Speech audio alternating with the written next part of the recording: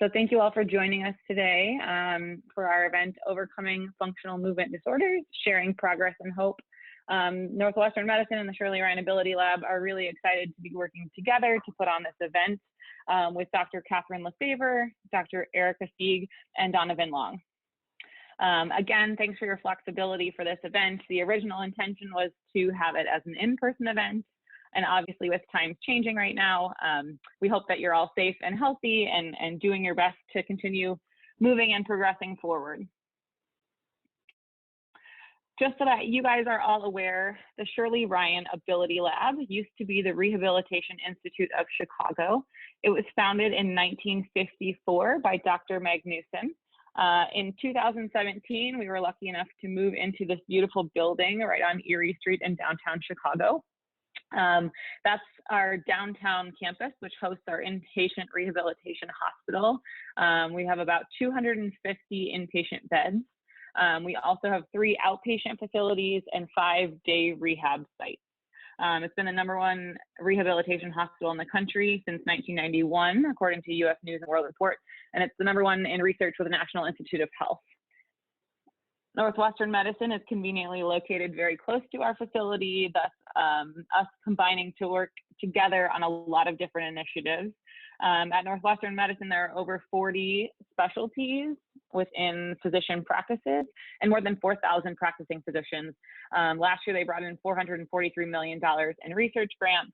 They're the #1 hospital in Illinois, according to U.S. News and World Report, and they have over 4,500 ongoing research trials.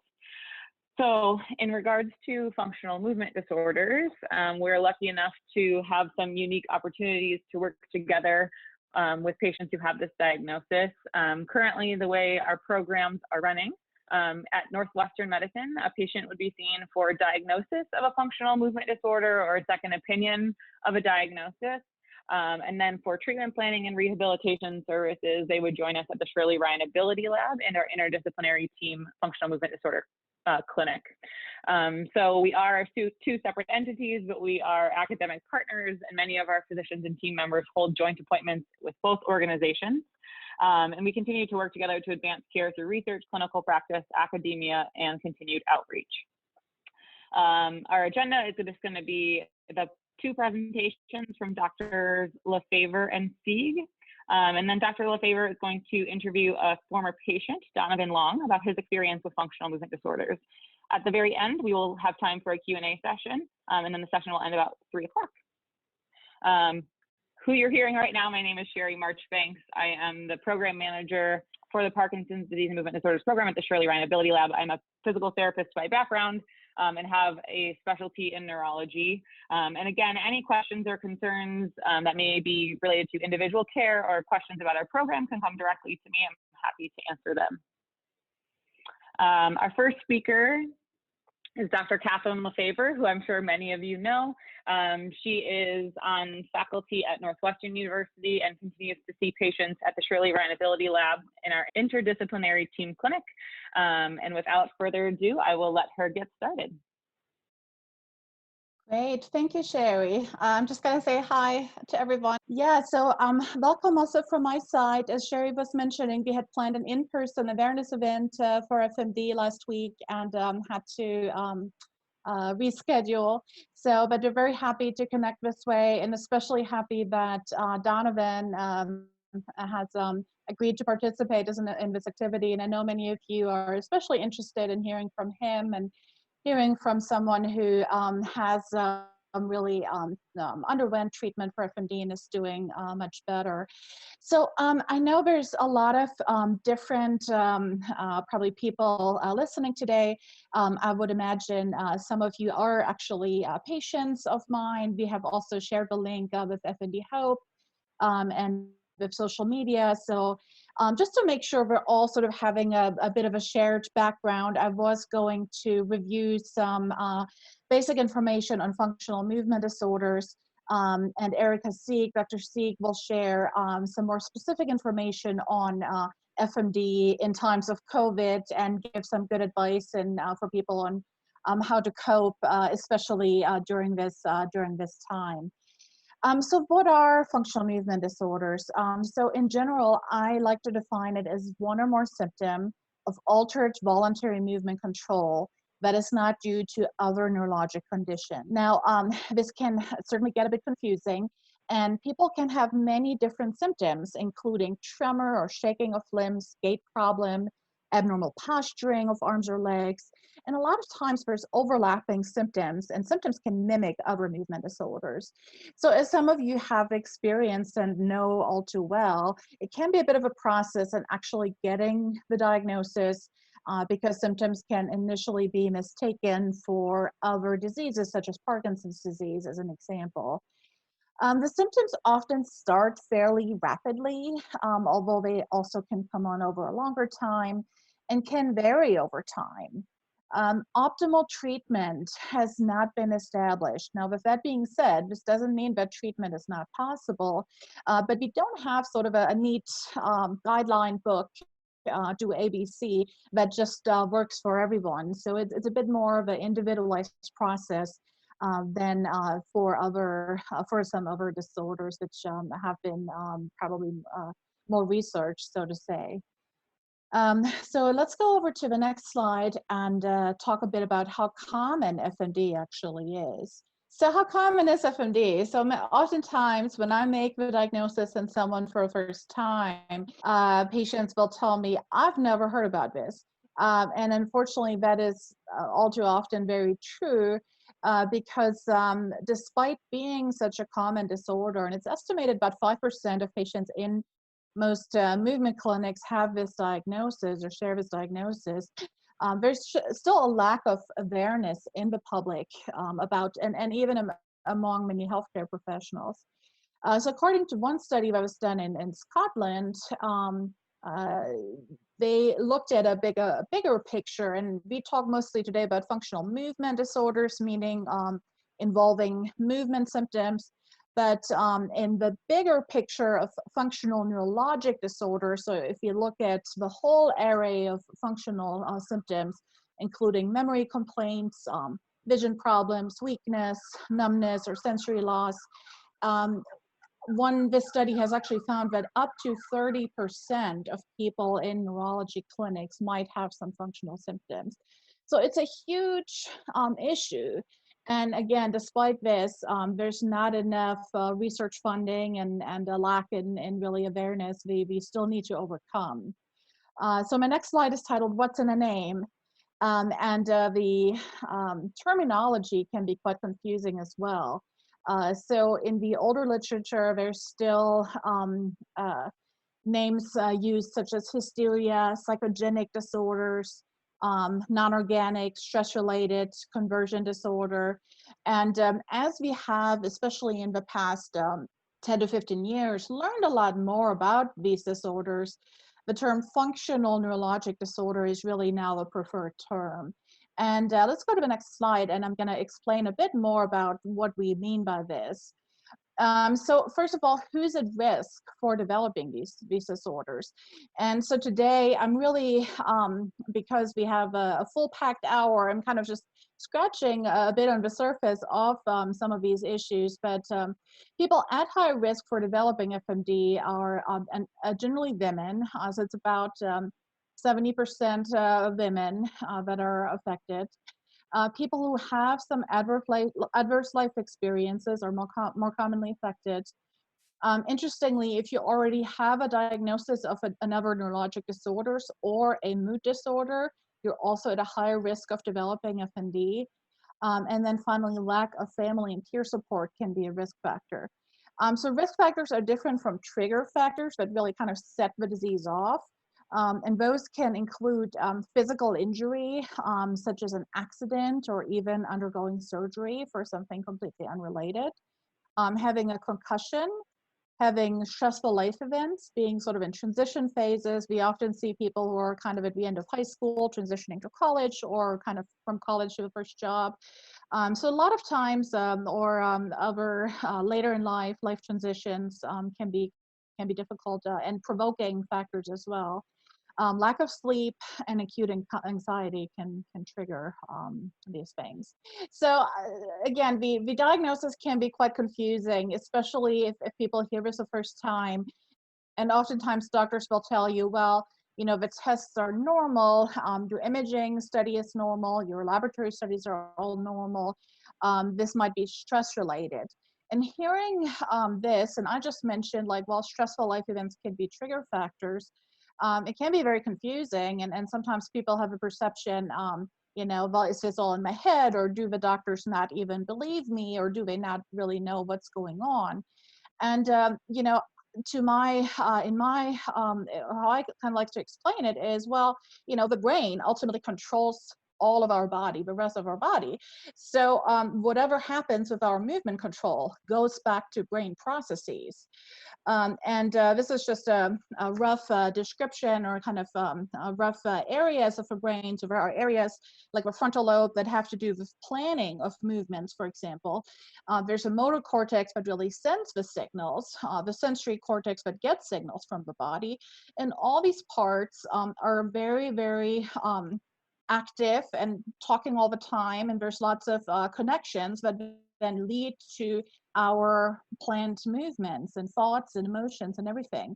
So is it all in my head? Well, if we think of the head as the seat for the brain, then I would say yes. But if we understand this answer as, am I sort of imagining this disease, then most certainly not. So the next slide will show the interplay between movement control and emotional control. And interestingly, this picture is actually taken from a review article on Parkinson's disease. And so to go very briefly just to what we actually are looking at, but in the image on the left, you can see the what's called the motor circuit.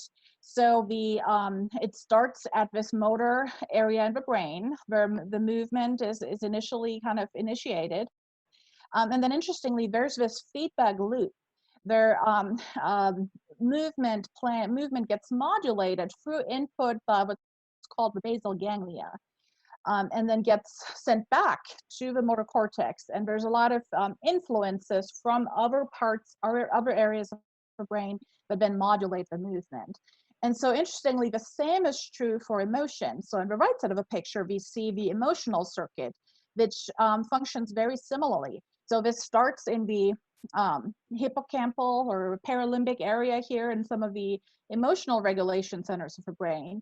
Also gets feedback from a lot of other areas before the circuit is actually, the emotional is actually triggered and executed. And so why am I showing this? Well, again, I think it's very important, and actually for anyone with a movement disorder, to understand that our movements and our emotions are very tightly connected. And again, if I see patients with Parkinson's disease, one of the most disabling symptoms in Parkinson's disease are in fact anxiety and depression. So when I kind of dispel the myth a bit that emotions are only, or kind of looking at those links is only important for FMD, it's in fact really relevant for all movement disorders and for really all neurologic disorders in a wider sense. So in the next slide, I'm trying to simplify it a bit because I'm liking to try to make things simple. So this is sort of, you can kind of think of many areas of the brain as a filter. So we have all this input from our senses, right? We have vision, we have noise, sound, we have input from our sensory organs like the feet, we kind of feel the ground, the nerves send us information up to the brain. We have a cerebellum, which is in the back of the brain, kind of a balance organ. And then we have emotions. And all these things get kind of through this filter and weighed, and influences kind of make certain things more important or less important, which ultimately results in movements such as walking. There's a kind of a little stick figure here in the bottom of the picture. So this is to say, understanding FMD is not simple, but the good thing is we have no permanent lesion in FMD as with some other diseases, such as stroke or brain tumor, where there's like a mass in the brain that interrupts all this normal processing. With FMD, we have more sort of a fluid lesion, and the difficulty is really in accurate weighing of all these influences. And sometimes things get blocked but should not be blocked. And sometimes things get passed through this filter but should not. And so if we go to the next slide, that'll talk a little bit more about really, what has other research shown. So, everyone is always asking, well, why does this happen to me? And I talked a lot about these risk factors and about these trigger factors, but this is to say, FND is no one's fault. We have understanding now from research, and this is from a nice review article from the John Stone and David Perez being involved, but really show, there are reasons why this brain balancing of all the information is out of tune, and it's not happening correctly. There have been many reasons now identified, both in the motor and the emotional regulation areas, but are indeed functioning different in FND. And now the exciting thing is, and again, I'm really kind of need to come to the end here in the interest of time, but the exciting thing is that those are really, for the most part, fluid lesions that can be influenced through treatment. And when I was at the University of Louisville, we did a pilot imaging study, the 4D patients before and after they underwent treatment, and then looked with fMRI in the scanner, how is movement regulated? And we did find differences. So before treatment, the connectivity of the amygdala, which is one of the emotional regulation areas, with emotional planning regions was very strong, versus after treatment, the connection with movement planning regions was stronger. So there's definitely more we need to understand, but this is to show, yes, treatment can actually make a difference and also restore some of the function of the brain to more normal. So how do we reach treatment, and how should FMD be treated? And I'm just going to outline very briefly some general principles.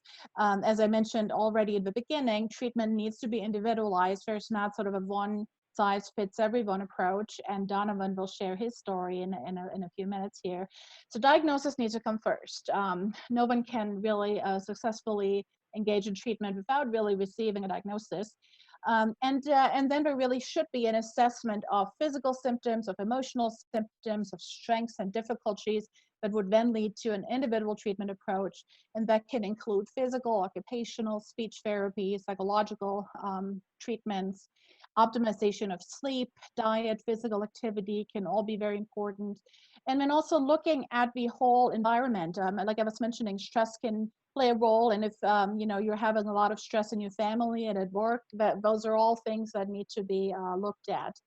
And so again, this is a disorder of motor planning, of movement planning, where emotions and movements are dysregulated, and we can all work together, and ideally really in a team, to help make these things work better again, or normalize them in the ideal scenario. So I recently actually published a treatment article that is currently available for free. So that link on the slide will link to a free copy of this article. So for those who want to read some more details, we will share those slides, and you can access that article. All right, well, with that, I'm going to hand it over to Dr. Sieg. And yes, shout out to FND Hope, to John Stone with Neurosymptoms. So FND Hope was originally the inspiration for this event because they declared April as FND Awareness Month. And I tried to dress in orange today because FND Hope has that as their color, and orange is also the color for Shirley Ryan AbilityLab, so we're all coming together. And then lastly, huge shout out to all patients who are very willing, such as Donovan, to share their experience. And I've listed a few people who are very active in blogs, on Twitter, etc. So I have learned a lot from all of you, and we can all learn from each other. Okay, so I'm going to finally hand it over to Dr. Sieg now. Thank you. So first and foremost, thanks for having me. As Dr. LaFaver had mentioned, emotion systems are directly related to FMD. No relevant disclosures or conflicts of interest for this presentation here. If you haven't been involved with a psychologist or a neuropsychologist, I'm going to briefly introduce who we are and what we bring to the team. Dr. LaFaver did such a nice job of describing why that's relevant to treating FND, given that close relationship between the motor and emotional circuits. Now, given that I'm also a mental health professional, and I'm sure you're all very curious about how FND impacts is impacted by this whole situation we're in specifically stress and anxiety at this particular time. I'm going to provide some general strategies for well-being, and then provide some more specific recommendations from a mental health perspective for individuals who are experiencing FND in this larger context of the COVID situation, and then provide an outline for moving forward and expectations and transitions for all of us. Okay, so for those of you who have not interacted with a psychologist or a neuropsychologist before, so I'm a neuropsychologist, and that means that I am a psychologist, but I specialize in brain behavior relationships, and I focus on cognition as well as emotions. And we know, as Dr. LaFaver had pointed out, that there's a link and a direct connection between motor system functioning and emotional regulation. And psychologists are actually specialty trained to re-regulate the emotional systems in the most traditional sense. And that's the role that we usually play in identifying when that's present, and how that might be impacted, and how to restore that functioning back to normal. So if other conditions, we've also found that oftentimes when emotional factors are present with functional movement disorders, given that close connection between those circuits that become disrupted, that if we treat the emotional circuits, oftentimes that helps the movement circuits and the motor circuits become more functional. And they can often help reverse some of the symptoms or keep them from getting worse. Now, the other important thing that I think psychologists and neuropsychologists offer individuals with FND is an ally in the medical setting. So we tend to understand that FND is a real condition. It's not in your head. And we're more comfortable educating other providers and colleagues who might be less aware of the more nuances and updates in research and brain imaging and patient experiences and treatments that really provide a wealth of information about what we know about this condition and how we can treat it. And a lot of times medical doctors in other specialties such as the ED or even in neurological settings or primary pain settings might not have the level of familiarity or experience. And so we can just serve as an ally to help optimize your care, communicate some of your needs, and provide information and resources so we're all on the same page and can do the best to help get you the care that you need in order to move forward without feeling like you're being stigmatized, or being told that it's in your head, or worse, that your symptoms are being dismissed and not taken seriously. So I wouldn't be a true mental health professional if I didn't take time to address the setting that we all find ourselves in. So for individuals who are currently struggling with FND during our current situation, please know that it is completely normal to experience an exacerbation of your symptoms, meaning your symptoms might get worse during this time. That's just probably due to the general increase in demand that we're all facing. There's a lot of increase in pressure, a lot of changing situations. There's a lot of information for us to all process at once, and sometimes that makes other systems less efficient. And if a system's already prone to being dysregulated, additional inputs can weaken that even further. Other people might find that their symptoms have no change during this time, and that's completely normal as well. Now, for general individuals who feel like their symptoms are relatively stable and overall they're feeling relatively okay, apart from the normal changes that we're all feeling with this whole COVID situation, I'd recommend continuing to take note of your support systems that you had before this and more readily rely on those. And you might need to rely on those with a little more frequency than you used to.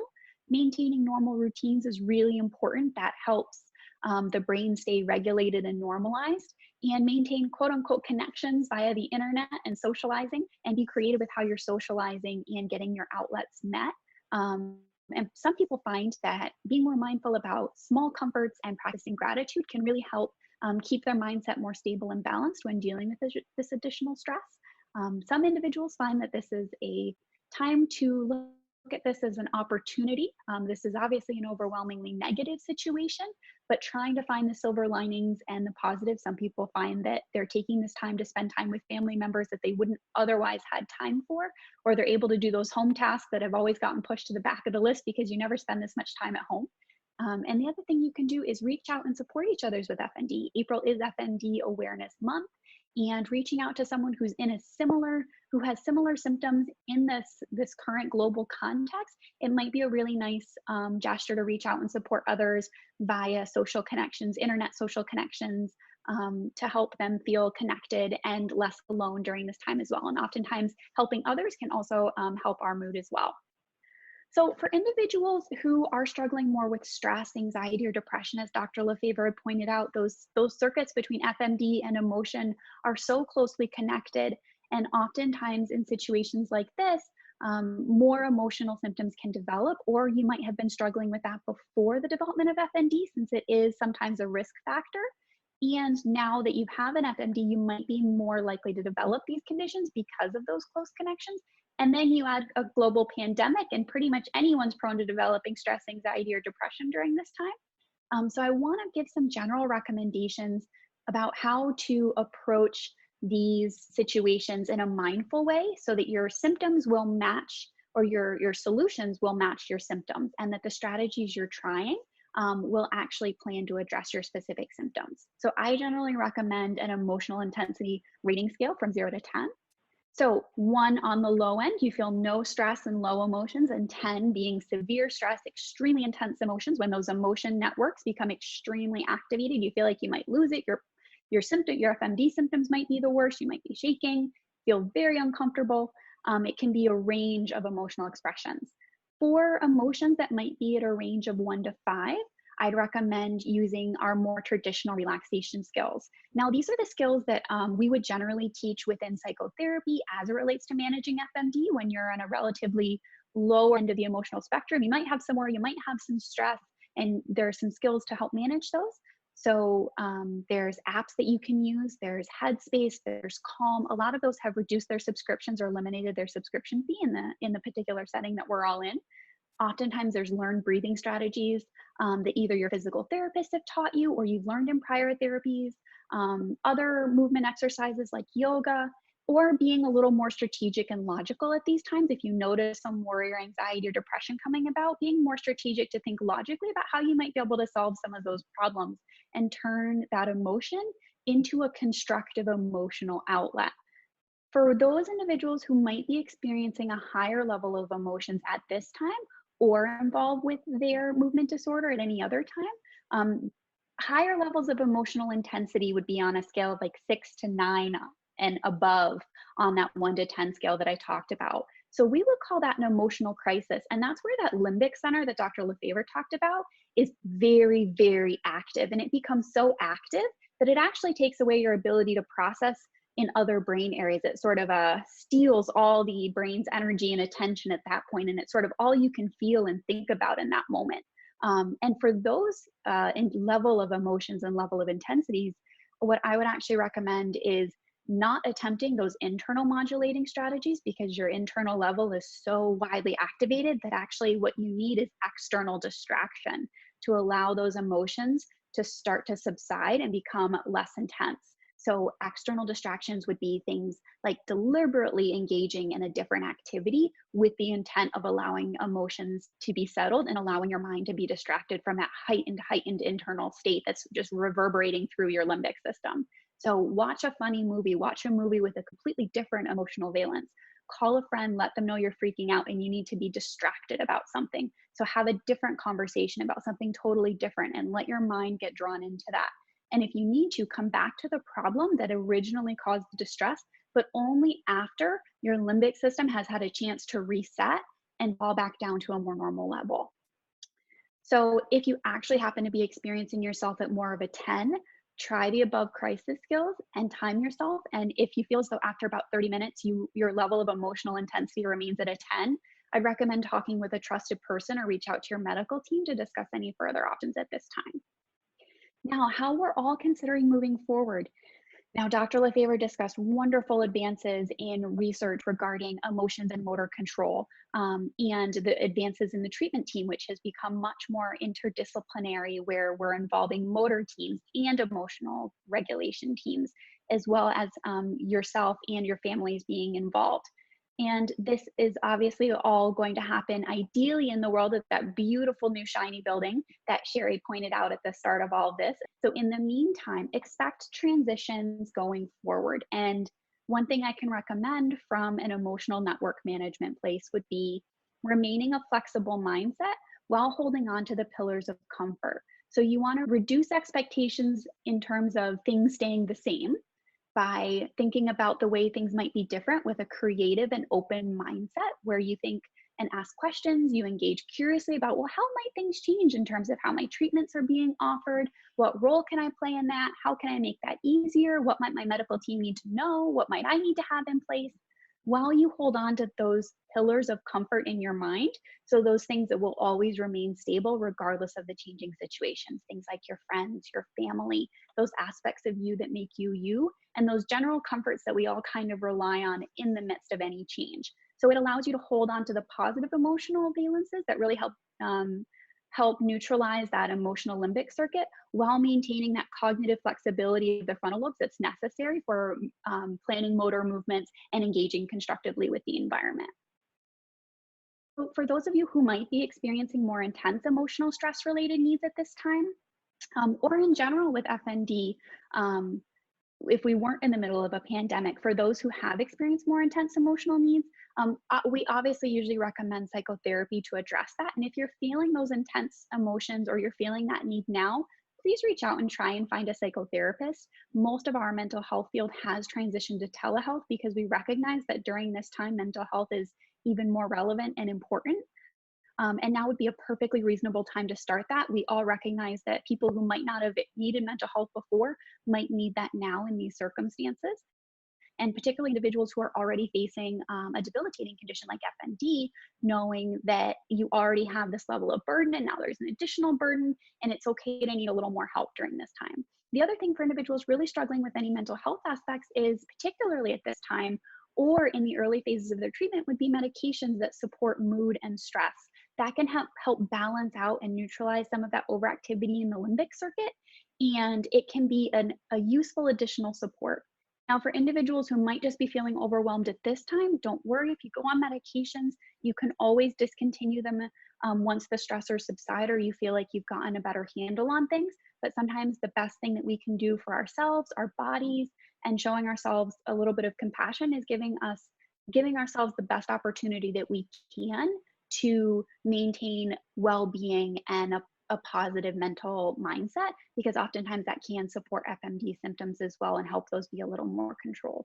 Now, the last thing is, if in these particular settings you feel as though your symptoms have become much worse and your mental health and your emotional system has become even more dysregulated with more or more frequent intense emotions or more stress that becomes daily or chronic, consider having more supports or changing your environment. So we in the mental health field recognize that these are extenuating circumstances from a mental health field as well. And sometimes we have conversations with medical teams about weighing the risks and benefits of staying with one family member versus being totally socially isolated, or staying with one very close friend versus being completely socially isolated in the time of a more acute emotional crisis, so that we can help maintain people's emotional circuits and their emotional well-being that supports overall health, which then would support goals towards maintaining overall FMD control and not having any significant relapse in those areas. So those are all things that you can talk to your medical team about as you continue to move forward. I'll be happy to answer any questions at the end. And this was just sort of a little overview of what a mental health professional would do, which is sort of assess what's there in terms of the emotional circuitry, and then jump right in terms of what we're all dealing with right now and try and offer some solutions that help those things feel a little more manageable and help you feel a little more supported. And at that, I really look forward to hearing Dr. LaFaver and Donovan's interview. Thank you so much. Thanks, Dr. Sieg. I will take the opportunity to introduce Donovan. Donovan is a former patient of Dr. LaFaver's, or a patient, I should say. I don't think we ever want to get rid of our patients, so we hold the folks that we treat near and dear to our hearts. But Donovan has gone through a program to treat his FMD symptoms, and he's going to go through an interview with Dr. LaFaver to discuss his experience. So thanks so much to Donovan for agreeing to be part of this day.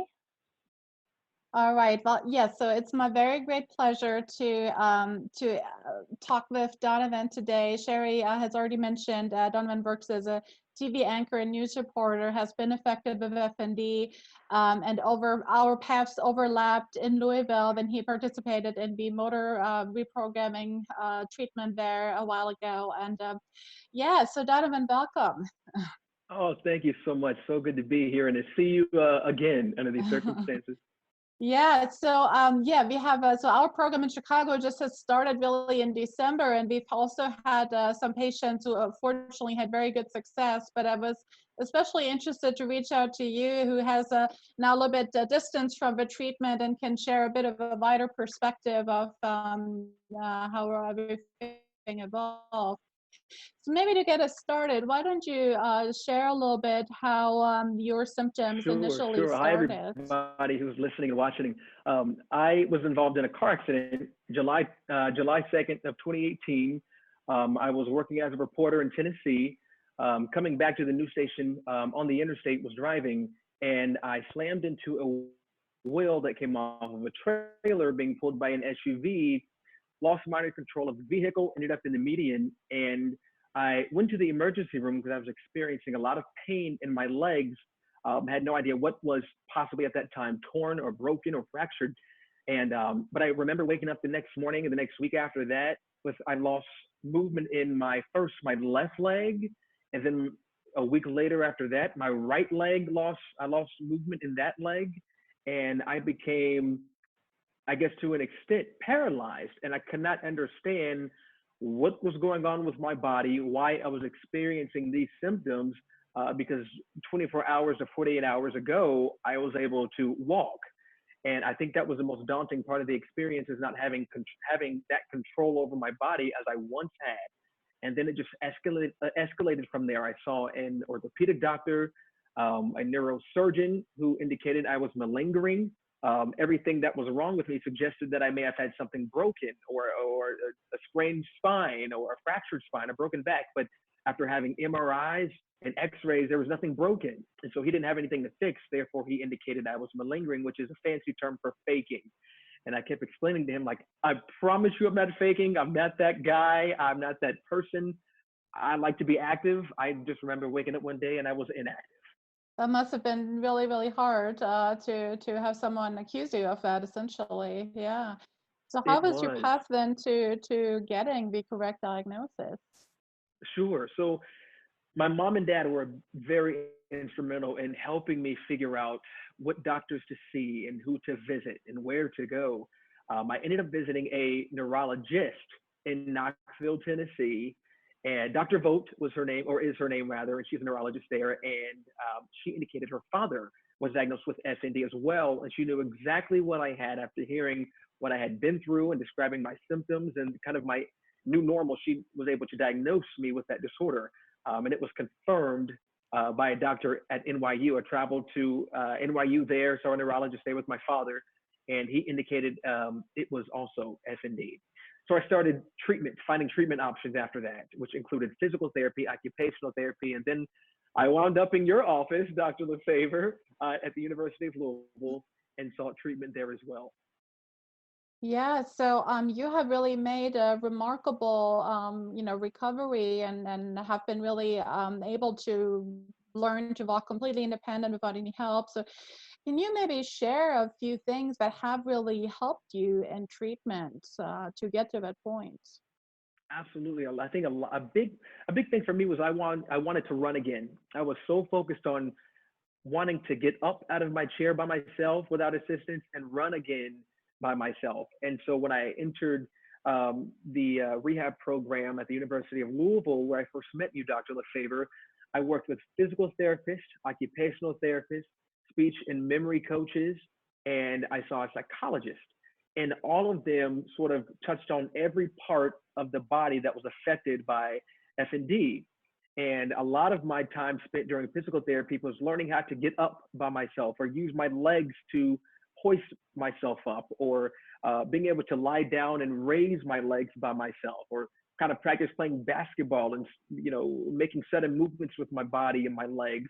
Running upstairs was a big part of the training. But I think the biggest part for me was just learning how to, again, tie my shoes and put on my clothes and do everything standing and getting out of bed by myself, and all that was kind of refined during that program.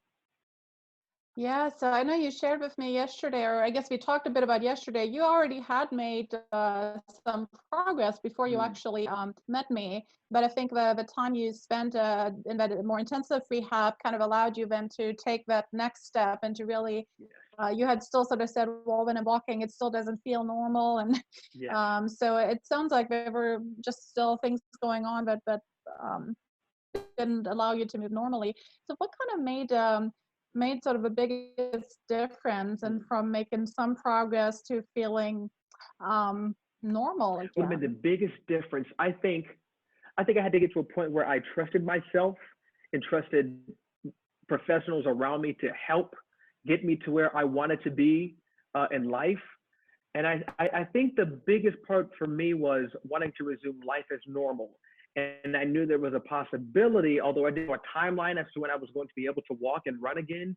But I think allowing myself to fully trust myself and trust the professionals around me to get me back to where I wanted to go, or wanted to be rather. But that, I think the main part for me was being able to practice running again. That's been my biggest thing from the start. I always wanted to run again, and we practiced that with the different physical therapists at your facility, at the facility in Louisville. Yeah, so really sounds like kind of working with therapists who really knew about the disorders and were able to teach the movements being more normal was really instrumental. So I Yes. know it's been now, how long has it been now since you completed the program? Oh my gosh, it's been almost 2 years. Almost 2 years. I went through your program in June of 2018. Got it. Yeah, well, Yes. congratulations. So, a lot of times we see this that people get better, and one of the big questions, of course, is always like, well, how do I prevent relapses? And what kind of changes do I make in my life? How do I do this, going back to work, etc. So, could you talk a little bit towards that aspect? Yes, sure. I often get asked that a lot when I tell people about the disorder. They're like, "Well, can you relapse?" And I'm like, "There is a possibility, but I have not relapsed since then. It's been almost 2 years for me, but I stay active. If it's just running a mile or working out outside now because of the pandemic, or if it's just I stay moving. I think it's so important just to stay moving and stay active, and not just sitting down and becoming complacent in that aspect of my life. I just stay moving." Got it. Yeah, and you certainly, do a great job of that. And yeah, well, I'm very happy to see that you're doing so extremely well. And I think this might be a good time of opening up for people Sure. to ask some questions, unless you wanted to. Maybe I should kind of ask you this question. What would you tell to someone who just, recently got diagnosed with this disorder, and maybe we haven't really um, um, we can maybe share, might be an opportunity to share some of Mm, the pictures Donovan sent us. So you were in a wheelchair for 11 months, yes, yes. and were during that time unable to work. Um, It was exactly. It was. I can't even, to be completely honest with you. It was difficult for me. I'm a very positive person by nature, but it was hard to wrap my mind around going from one area in my life to a new area of my life, and being confined to a wheelchair, experiencing life in a wheelchair. It was a sudden change for me that I didn't know how to navigate that space. And I had a professor Absolutely. at my Yeah, no, but it's yeah. a very big difference that you experienced here. So yes, Yeah, the picture perfect. right here in the red sweatshirt is me in physical therapy at the University of Tennessee in Knoxville, Tennessee, which is where the accident happened. Great. Yeah. In the middle is at the Fraser Rehab Institute at the University of Louisville, where I first met you. I was practicing here, doing some exercises in my in the hospital, in the patient room in the hospital, after all of the therapy was done. And again, this is one of my first, to the far right here, in these white shorts, was my first time doing physical therapy in Tennessee. And it was a very, very slow process. Often discouraging, but it took some time to get used to trying to get back to normal. And these photos, I'm going down memory lane here. This one, yeah, learning to run again on the treadmill, again with with Dr. LaFaver on my right here. But yeah, I mean, those are just very kind of monumental photos of me, and it represent a very kind of trying time and challenging time in my life. But I'm thankful and grateful for each of the experiences. Thank you for sharing that with us, Great. Donovan. I think, yeah, I think people are inspired by how far you've come, and it's nice to be able to share your journey with us. I appreciate that. Thank you so much for having me. Yeah, so what would you say to someone who just recently got diagnosed with FND? Any sort of advice you would want to share? Yes, absolutely. I would say allow yourself to be sad and grieve the loss of the movement of your legs. I think you have to in order to move forward. I think you have to understand that it's not in your head. You're not faking. This is real. This is something that many people experience. And even though you may not know somebody personally who experiences this disorder, it is very real, and you're not alone. And you can come out of it. You can come out of it. Yes. So no, this was so wonderful to have you on and see you. And yeah, so I would like to open it up to some questions, and also sort of maybe mention, you know, the journey. FND, as we mentioned before, can have very different symptoms. And this journey to treatment can also look different for other people. So so yes, I hope people are inspired. I also do want to say, you know, don't feel discouraged if you have been struggling with FND for a while and maybe have done, you know, follow treatment suggestions and you haven't seen this sort of, you know, dramatic improvement yet. I would say, you know, there's always hope. There's different reasons why people might progress, you know, at a different paces or speeds, and you know, that's something to kind of discuss individually with your treatment team. What might be, you know, other ways you can try. So just wanted to mention that. But you know, unfortunately, there's not sort of a universal pathway. But yeah, in your case, you have been able to really recover. And I follow you on social media, and I'm always happy when I see your face and just you know, doing well. So it's definitely very inspiring to see. I appreciate that, Dr. LaFaver. Yeah, well, thanks again for being so open and sharing this with us. Yeah. Absolutely. Yeah, that's So Sherry, great. how does it look like from your side? Do you have any questions? I think Dr. Sieg is going to join us on camera. Beautiful. Thanks to everybody again. I have gotten quite a few questions.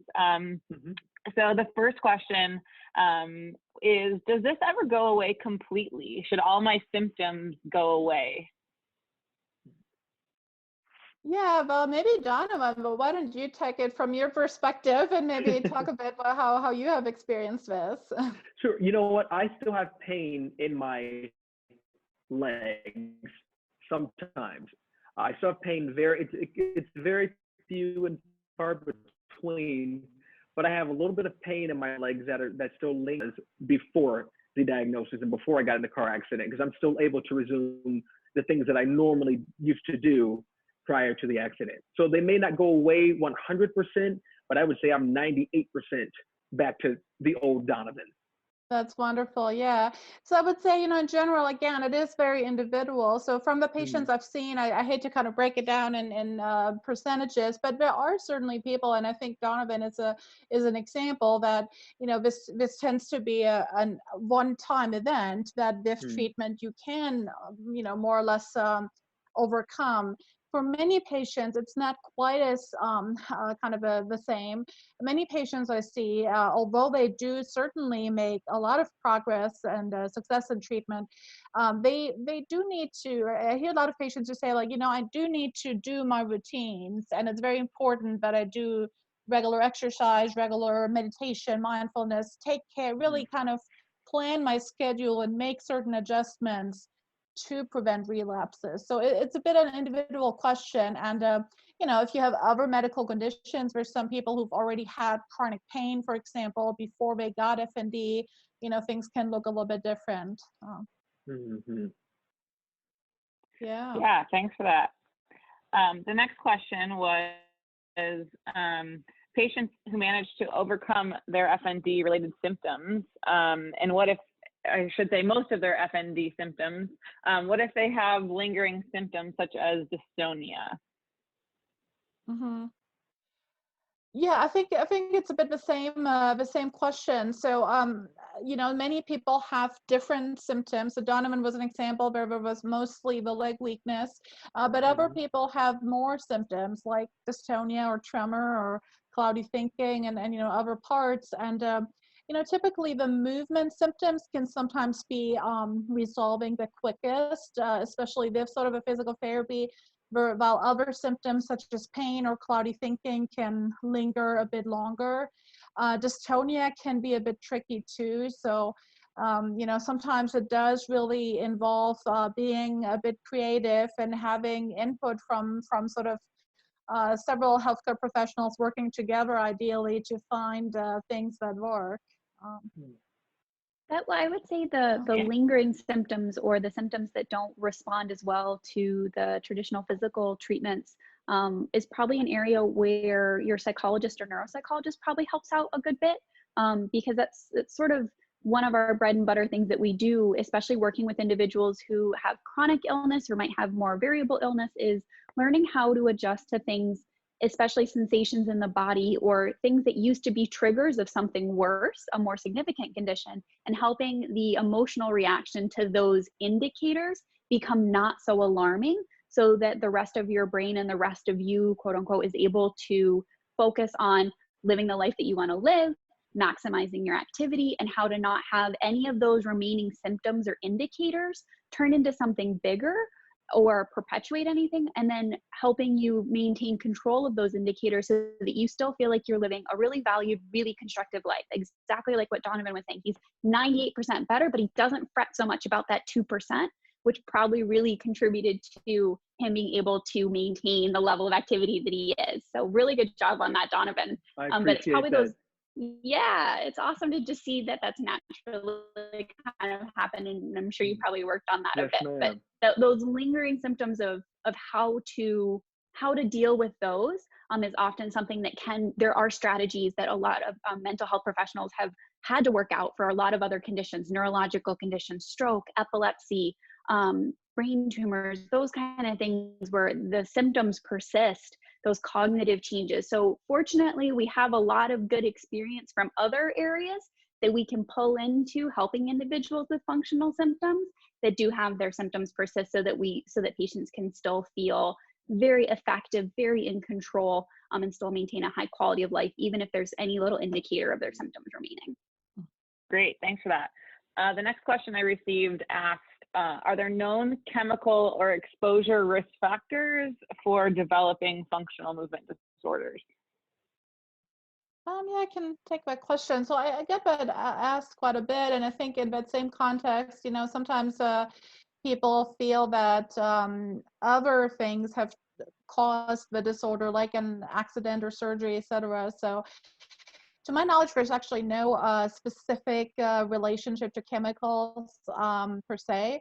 But again, working, if you had a job where you were exposed to, let's say, strong paint thinners, and that caused a lot of headaches and fogginess, that might certainly be a trigger factor. So, but in general, again, there's not a proven factor. When we kind of talk about these risk factors and trigger factors like surgeries, for example, or accident or injuries, it's really not sort of like we typically think about, like the surgeon did anything wrong and then that sort of would cause this directly, but more like that in individuals who are at a high risk of developing FND, a lot of things can acutely trigger it, and it can be a bit difficult to really accept that. But in a way, I'm always, I'm a big fan of, yes, we do need to investigate why did something happen, but in the end, we don't understand with many diseases like migraines, for example, or even MS or Parkinson's, why we do understand some of the biology and the risk factors, but in the end, there's still a lot of chance associated, and some people might just be higher susceptible. And in the end, I'm always trying to, once we have a diagnosis, to kind of moving towards putting the focus really on how do we get better and focusing on the treatment aspect, because ultimately lingering on the why can often not be, ultimately solved, and it sometimes ends up being productive. Great, thank you. I think that brings nicely into the next question, which is, how do you educate medical professionals who don't have a knowledge of functional movement disorders, or maybe who talk about malingering, or people who tell you you have something else and you're thinking you have functional movement disorder symptoms? How do you educate those people and change their views, or help them to understand a bit better? Yeah, I think that's very important. And again, it is sort of we all realize how important this is, right? For people to ideally just straight away get the correct diagnosis and not being sent on this kind of hunt from multiple providers to providers before we really get the right diagnosis. So I think things are definitely changing. Well, Sherry, you know that we did a 90-minute seminar actually in February for healthcare professionals. There's a new F&D society, and they unfortunately had to cancel the planned annual conferences or the conference in June because of the COVID situation as well. But we're actually putting out a year-long education, seminars for healthcare professionals, and there's lots of efforts going on. And so when I meet a patient who, for whatever reason, is not going to be able to pursue treatment sort of with our team, at least we reach out and try to find, work with a team, with the patient locally, with either physical therapy, psychology, or both, and try to educate them and give them resources, and that often can be successful as well. So, so things are changing is my message. Yeah, that's great and very helpful. There was a question, Donovan, I'm hoping you can speak to this a little bit, okay, about speech therapy. You mentioned working with a speech therapist and having some brain fog. Did you have any other speech symptoms? Did you have trouble with slurring of your speech, or anything like that? I did. Stuttering was a big part. I seemed like I couldn't recall things that I wanted to say. I especially noticed it because for a living, I have to rely on my speech and my memory to report well. And so I could tell there was a breakdown in that when I first was diagnosed and was first experiencing the worst of my symptoms when I got out of the car accident or following the car accident. That's great. And tell us a little bit about your experience with a speech language pathologist, or sometimes called a speech therapist. Sure. So when I went into the program where I first met Dr. LaFaver in Louisville, at the University of Louisville, we did a lot of memory type of exercises. The therapist would give me, for example, a list of maybe about four things to remember, and we'd have a different conversation, and she'd go back to those specific 5 or 4 things she asked me to remember, and at times I couldn't recall them. But by the time I ended my inpatient stay at the program, I was able to rattle off everything that she asked me to remember initially, or recall certain things that I had to recall in prior conversations. But we worked with my speech as well in terms of just talking in sentences and talking in different phrases, and being able to speak clearly and remember clearly what I was asked to remember. But that program really honed those skills, or re-honed those skills for me. Great, thanks for sharing. Sure. Dr. LaFaver and Dr. Sieg, I think this one's geared a little bit more toward both of you. Do you see a difference in people's experience with functional movement disorders for people who maybe did have a trauma versus somebody who had sort of a trigger of stress? Do you see difference in people's recoveries, and does one maybe recover faster or better than the other? Yeah, that's a great question. So yeah, we can maybe both speak to that. So, then we do, before we start treatment, so we have right now also in, at Shirley Ryan AbilityLab, a multidisciplinary clinic. The goal is really to not just confirm the diagnosis, but plan the treatment.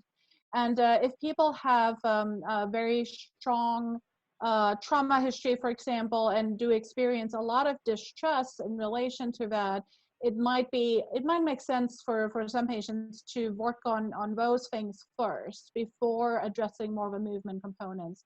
So that's sort of, but I guess, and I'll let Erica speak to that, but I guess I'll just say, in terms of the ultimate outcome, we have actually in Louisville looked at that and see, what kind of factors predict a better outcome. Is it age? Is it gender? Is it a trauma history or not? And we did actually not find that people necessarily differed. So in a way, it was actually more difficult to predict, well, is someone going to do well or not? And so, you know, it's in a way you can say you should never give up hope. And you should, there's always things to do. You know, there are what we kind of realize now is treatment obstacles. So there might be things that need to be addressed first before you can get better. And that might be other stress that is ongoing, lack of support, if financial, family, whatever it is.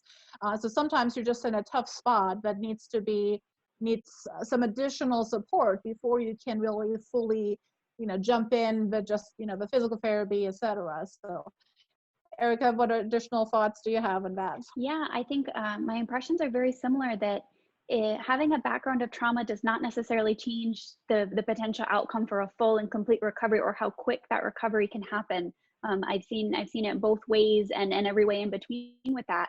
I do agree as well that it more plays into how the treatment's executed, not so much in what the outcome of treatment might be. It just helps providers be more aware of what might need to be addressed first in terms of relation, because as Dr. LaFaver previously mentioned, that close link between motor circuits and emotional circuits. And sometimes with a trauma in the past, or a more recent trauma, that emotional circuit is a little too activated and taking control over things. And sometimes that emotional circuit needs to be a little better regulated in order for the movement treatments to be able to be implemented, just sort of on my intensity scale.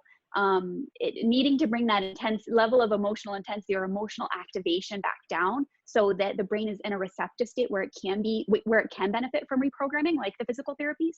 And it just might mean that there might be different maintenance factors. So as everyone has kind of alluded to, for continued treatment success and treatment remission and stabilization, everyone sort of develops their plan for how they maintain themselves going forward. And for an individual with a history of trauma, a mental health care person might be more a part of their long-term treatment plan, at least making sure that that part has been thoroughly addressed. And then as needed, if any triggers come up regarding that, making sure that they have those outlets as a part of their plan going forward. So it's more, if that element is present, making sure we have the plan to address it. But I agree, it doesn't denote who's going to do well and who's not. People are amazingly resilient.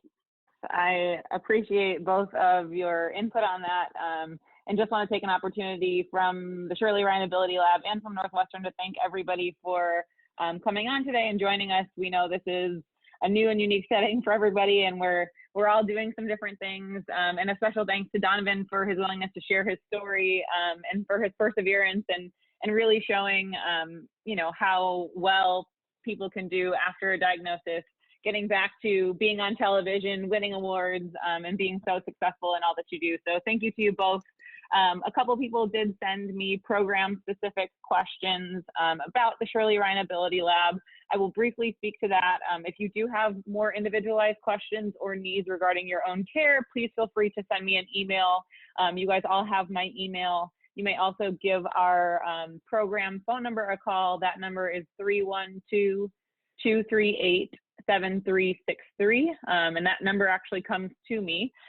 We have a couple of things going on at the Shirley Ryan AbilityLab. As I mentioned earlier, Doctors LaFaver and Sieg see people for a diagnosis and or second opinion at Northwestern. If you've been diagnosed by a neurologist and have some other factors that would make you a good candidate, we do have an interdisciplinary clinic at the Shirley Ryan AbilityLab, where we will work as a team to talk about the next best treatment options for you. And obviously all of those are going to be very individualized. So it's difficult to answer what exactly that looks like, because everybody's needs are so individual, and that's why our clinic is unique, is we really take the time to get a full assessment of every person, and we do our best to make a plan with you moving forward and to be part of your care team for the long run. We do have the ability to treat various ages, people from different countries. Again, a lot of that's going to be really individual questions, so please feel free to reach out and contact us, and we'd be happy to give you all the information you might need. So thanks to everybody again. Feel free to send me an email or a phone call with any questions, and stay safe, everybody. Great. Well, thank you so much. Thanks, Donovan, Erica. It was great to see everyone. And yeah, stay safe. Hopefully, we'll be able to do the F&D Society conference next year in person. So thanks, everyone. All right. Thank you. Thank you.